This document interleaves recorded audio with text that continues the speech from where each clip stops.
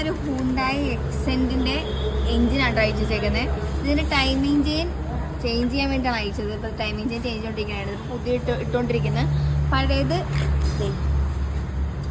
പഴയതുകളാണ് ഈ അയച്ചു വെച്ചേക്കുന്നത്. അപ്പോൾ ഇതിന് നമ്മൾ മാറിയേക്കുന്നത് ഇതിന് ടൈമിംഗ് ചെയിൻ, അതുപോലെ തന്നെ ഗൈഡുകൾ, ടെൻഷനർ, ഇങ്ങനെ സാധനങ്ങളൊക്കെ നമ്മൾ മാറിയിട്ടുണ്ട്. അപ്പോൾ തിരിച്ച് റീഫിറ്റ് ചെയ്തുകൊണ്ടിരിക്കുകയാണ് കേട്ടോ. ഇതിനകത്ത് നമ്മളിപ്പോൾ ഇട്ടേക്കുന്നത് OE പാർട്സ് ആണ് കേട്ടോ. അതായത് ഒറിജിനലാണ് നമ്മളിപ്പോൾ ഇട്ടേക്കുന്നത്. അതുപോലെ ടൈമിംഗ് ചെയിൻ ഗൈഡിന് ഇത് കണ്ടോ 3930 വരുന്നുണ്ട്. പിന്നെ നമ്മളിതിൻ്റെ ഈ പുള്ളികളൊന്നും മാറിയിട്ടില്ല. അതും കൂടെ മാറാൻ നിൽക്കുകയാണെന്നുണ്ടെങ്കിൽ ഈ പുള്ളികളൊന്നും മാറിയിട്ടില്ല. അതും കൂടെ മാറാൻ നിൽക്കുകയാണെങ്കിൽ ഒരു 10-30,000 രൂപ എടുത്ത് പോകും. അതുകൊണ്ട് നമ്മളത് മാറിയിട്ടില്ല. അത് പ്രശ്നമൊന്നും ഉണ്ടായിരുന്നില്ല. അതുകൊണ്ട് മാറിയിട്ടില്ല. നമ്മൾ ചെയിനും ഗൈഡുകളും മാത്രമേ മാറിയിട്ടുള്ളൂ. അപ്പോൾ ഇതിപ്പം 3930 വരുന്നുണ്ട്. പിന്നെ അതുപോലെ തന്നെ ബാക്കിയുള്ള സാധനങ്ങളൊക്കെ ഏകദേശം നല്ല കോസ്റ്റ് ഉണ്ട്. മൊത്തം ഇപ്പം ഏകദേശം ഒരു 17-18 രൂപ അടുത്ത് ആയിട്ടുണ്ട്. ഇത് മൊത്തം ഇപ്പം ടൈമിംഗ് ചെയിൻ കഴിവുകളെല്ലാം കൂടെ OE പാർട്സിൽ കേട്ടോ.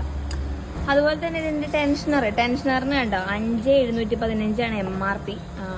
അതുപോലെ തന്നെ എല്ലാത്തിനും അത്യാവശ്യം നല്ല റേറ്റ് ഉണ്ട്. നമ്മളിപ്പോൾ ഈ ഒരു വണ്ടിയുടെ എൻജിൻ ഇറക്കിയാണ് നമ്മളിത് ചെയ്തേക്കുന്നത്.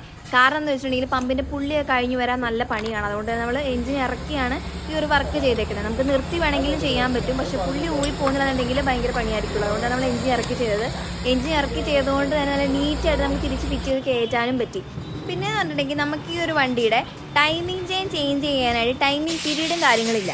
അപ്പോൾ നമ്മൾ ഈ ഒരു ടൈമിംഗ് ചെയിനിൻ്റെ നോയ്സ് വരുമ്പോഴാണ് നമ്മൾ ഈ ടൈമിംഗ് ചെയിൻ ചേഞ്ച് ചെയ്യുന്നത്. ഈ വണ്ടിക്ക് നല്ല നോയ്സ് ആയിരുന്നു. അതുകൊണ്ടാണ് നമ്മൾ ഈ ടൈമിംഗ് ചെയിൻ ചേഞ്ച് ചെയ്തത്. ഇപ്പോൾ വണ്ടി നല്ല പെർഫെക്റ്റ് ആയിട്ടുണ്ട്. സൗണ്ടൊക്കെ പക്ക ക്ലിയർ ആയിട്ടുണ്ട്. അതായത് നമ്മളൊരു ഫ്രഷ് ഒരു കാർ എടുക്കുമ്പോഴുള്ള ആ ഒരു സൗണ്ട് കാണുന്നുണ്ടോ, അതാണ് ഇപ്പോൾ നമുക്ക് ഈ വണ്ടിയിൽ വർക്കെല്ലാം കഴിഞ്ഞപ്പം പഴയ ആ ഒരു സൗണ്ടിലോട്ട് എത്തിയിട്ടുണ്ട്.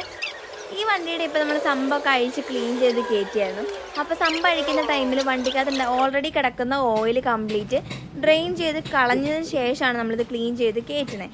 അങ്ങനെ വരുമ്പോൾ നമ്മൾ ആ ഉണ്ടായിരുന്ന ഓയിൽ കംപ്ലീറ്റ് കളഞ്ഞിട്ട് ഇപ്പോൾ വണ്ടിയിൽ ഒഴിച്ചതെന്ന് പറഞ്ഞിട്ടുണ്ടെങ്കിൽ ഫ്രഷ് ഓയിലാണ്, പുതിയ ഓയിലാണ് നമ്മളിപ്പം ഈ ഒരു വണ്ടിയിൽ ഒഴിച്ചു വരുന്നത്. അതുകൊണ്ട് തന്നെ വണ്ടി നല്ല സ്മൂത്താണ്. അപ്പോൾ നമ്മുടെ ഈ ഒരു വണ്ടിയുടെ വർക്കുകളൊക്കെ ഏകദേശം തീർന്നിട്ടുണ്ട്. അപ്പോൾ ഇത്രയും വർക്കുകളാണ് നമ്മൾ ഈ ഒരു വണ്ടിയിൽ ചെയ്തേക്കുന്നത്. അപ്പോൾ ഇതിൻ്റെ ഓൾറെഡി വർക്കുകളെല്ലാം ഫിനിഷ് ആയിട്ടുണ്ട്. ഫുൾ വീഡിയോ എടുക്കാൻ പറ്റിയില്ല. അത് എൻജിൻ റീസെറ്റ് ചെയ്ത് എൻജിൻ തിരിച്ച് കയറ്റുന്ന വീഡിയോസൊന്നും എടുക്കാൻ പറ്റിയില്ല. അപ്പോൾ ഇതുപോലുള്ള വീഡിയോ ആയിട്ട് ഞാൻ ഇനിയും വരാം. അപ്പോൾ അടുത്ത വീഡിയോ കാണുന്നവരെ എല്ലാവർക്കും ബൈ.